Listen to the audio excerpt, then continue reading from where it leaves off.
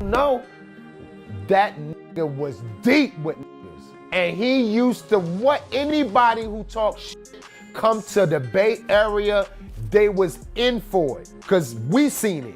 I seen it. And he was very serious about beef. Oh, you gonna talk about my dancing pants? I see you. And he will whoop a. Yo, even when I said about Hammer, I said, listen to my first album. When I did the skit, and I was like, you know what? That goddamn MC Hammer, him, his mama, and the whole nine. That nigga came up to me on MTV Cribs on the last episode they had, where everybody out on, not MTV Cribs, sorry about that, I'm zoned. On the last Dr. Dre and Ed Lover on MTV. When they had the last episode. Yo MTV Raps. Yeah, Yo MTV Rap. When the last episode they shot, when they had everybody rapping on it, MC Hammer was there. That nigga approached me. He was like, Red, I'm gonna tell you something, you young, but I don't allow nobody talking about my mama. You understand me? I said, yes, sir. When you think of MC Hammer, you probably picture him in flashy parachute pants, busting out those iconic dance moves. But what if I told you that behind the music, behind the glitz, MC Hammer had a side that most rappers feared. Even Ice Cube, one of the hardest rappers in the game, had to learn that lesson the hard way. The early 90s was a time when hip-hop was raw, unfiltered, and full of real street energy. Ice Cube had made a name for himself after leaving NWA, known for his fearless lyrics and no-nonsense attitude. Meanwhile, MC Hammer was taking over the mainstream, selling millions of records and proving that rap could go global. But just because Hammer was all over MTV didn't mean he wasn't connected to the streets. In fact, MC Hammer had deep ties to the Bay Area, and those who underestimated him quickly learned that he was not someone to mess with. Ice Cube didn't get the memo though. He started talking about MC Hammer. MC Hammer pull up on him with a bunch of folks that love the color blue and love throwing up hand signs. Ice Cube go, yeah, I heard what happened to MC Search. I thought it was Cap. My fault, Hammer. Hammer go, great. Now I know what you're thinking. Who is MC Search? I'm gonna tell you what happened to MC Search. Slow down. See, MC Search is part of a group called Third Base. MC Hammer starts talking smack about them first, and then they come back at MC Hammer. This dude in the group named Pete starts talking about MC Hammer's mom in the song.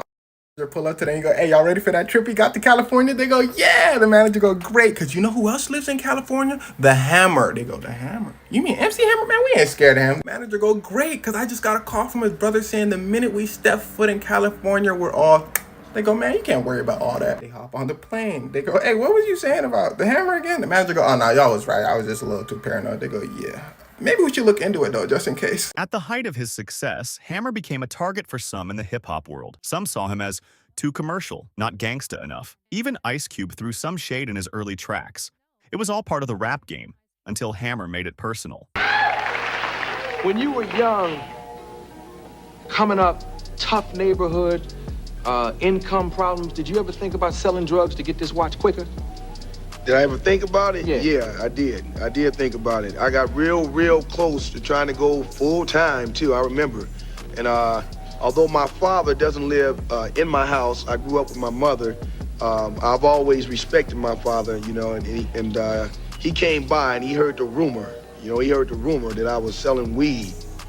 And the words that he said to me and the tears that I saw in his eyes, you know, it kind of, you know, it turned me around. One day, Ice Cube found out that MC Hammer wasn't just another rapper.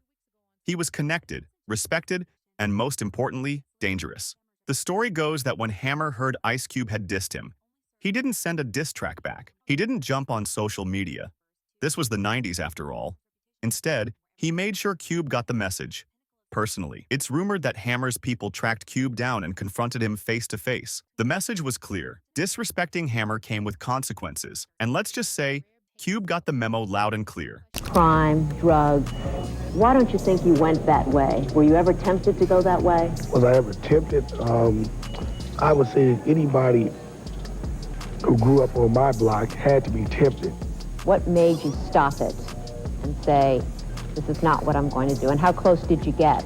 Well, what made me stop was my mother. I knew how hard she worked to provide for us as a single parent, and I knew that it would break her heart to find out that one of her children was involved in any aspect in drugs. MC Hammer wasn't just a rapper. He was respected in the streets.